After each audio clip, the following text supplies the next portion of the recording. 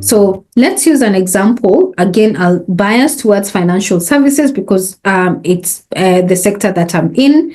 Under capital and securities markets, when we talk of capital and securities markets, we are talking of investments, securities. We're talking of securities assets and security facilities, again, not in the sense of prudential guidelines where you're using, for example, your land as security to obtain financing, but we're talking of securities as investment products, right? So we're talking of shares, we're talking of bonds, we're talking of other aspects of securities and capital markets. So we are governed by an international body called IOSCO, which is the International Organization of Securities. So the IOSCO will develop certain international standards and best practices. Then the expectation is that member states of IOSCO will then adopt this into their local laws.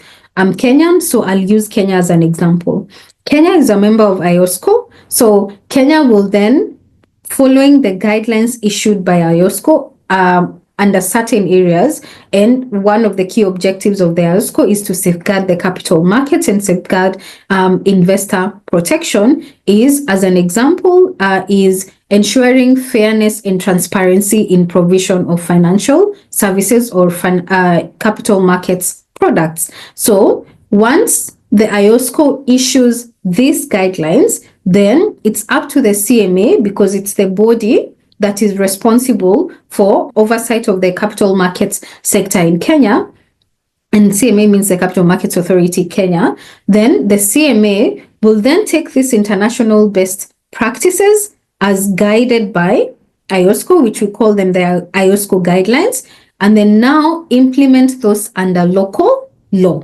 So this is then how the CMA will either have the CMA Act, which is, we'll have an amendment of the CMA Act, or the CMA will develop the CMA regulations based on the specific area that they seek to govern. Then these are then the requirements as a licensee, depending on your license category and whether the regulations are applicable to you, you then are required to ensure compliance. So how then do you communicate these very complex regulations that the government has developed?